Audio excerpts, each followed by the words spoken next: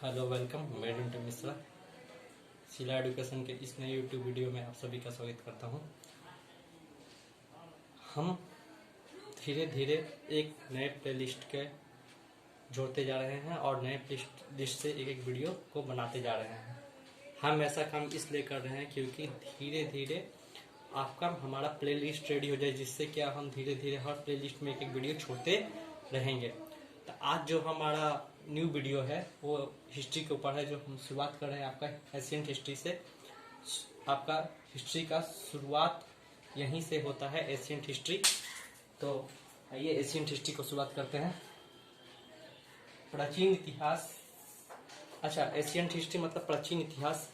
तो प्राचीन इतिहास के पहले हम मान लीजिए कि आपने प्राचीन इतिहास पढ़ना है आपको, तो आपको प्राचीन इतिहास कहाँ से आपके स्रोत मिले हैं जिससे आपने उसकी जानकारी ली है, इसके आपको कैसे आपने उसे पढ़ा है, तो उसको जानने के लिए भी कुछ स्रोत थे।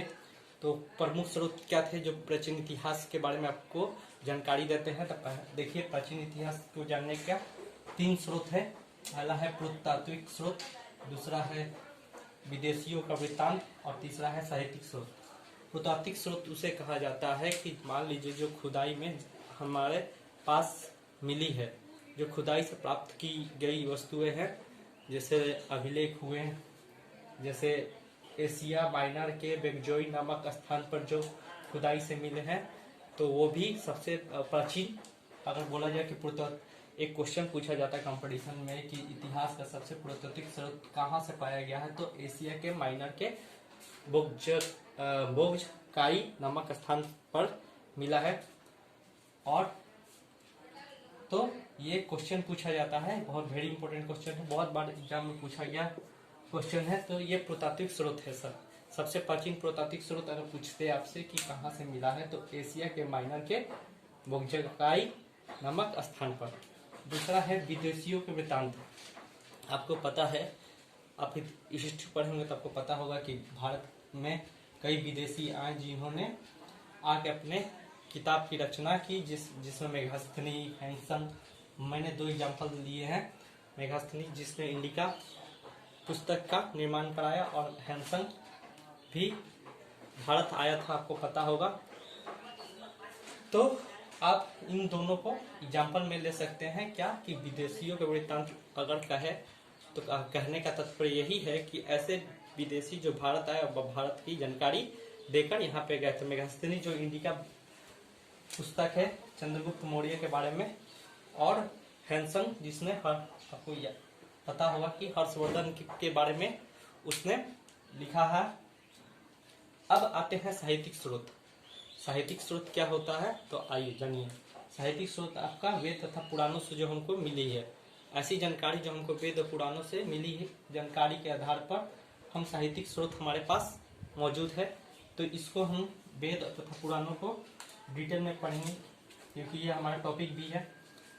तो आपको समझ में आया होगा कि प्राचीन इतिहास को जानने के लिए आपको 3 जो स्रोत मिले हैं वो 3 जगह से स्रोत लिए गए हैं। एक पुरातात्विक स्रोत जो खुदाई से प्राप्त की गई अभिलेखे हुई वैसी वस्तुआ, दूसरी विदेशियों के वृत्तांत, विदेशी लेखकों के द्वारा लिखी गई पुस्तकें, तथा तीसरी जो साहित्यिक स्रोत है हमारा, जैसे हमारा वेद तथा पुराण।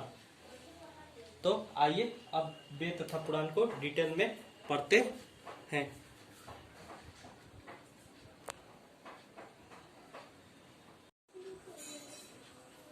आइए वेद की जानकारी ले लेते हैं।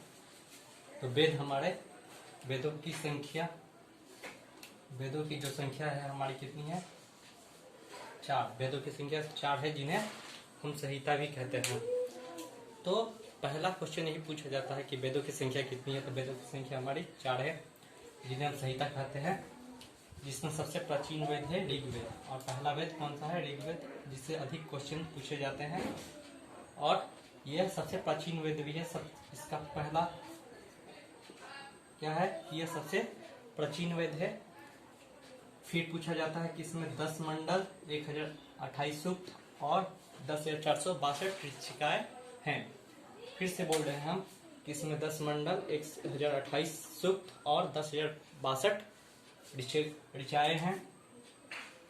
जिसमें से सबसे अधिक ऋचाएं जो किसी देवता के लिए है तो वो है इंद्र के लिए। इसलिए इंद्र को ऋग्वेद में सबसे बड़े देवता के रूप में देखा गया है, क्योंकि इन पे 250 ऋचाएं हैं।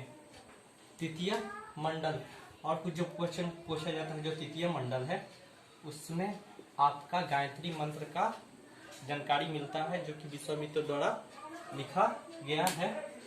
9वें मंडल में सोम देवता के बारे में जानकारी मिलती है, और 10वां मंडल जो कि आपका 4 वर्ण ब्राह्मण, क्षत्रिय, वैश्य और क्षुद्र के बारे में जानकारी देता है।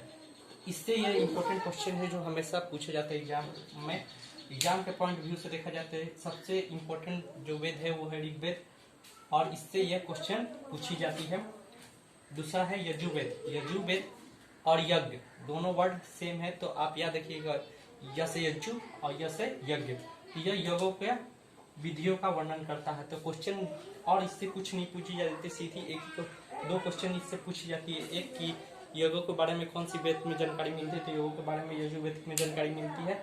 और ये एक ऐसा वेद, इकलौता एक ऐसा वेद है जो गद पद दोनों में है, और ये इकलौता ऐसा है वेद है जो कि गद पद दोनों में है।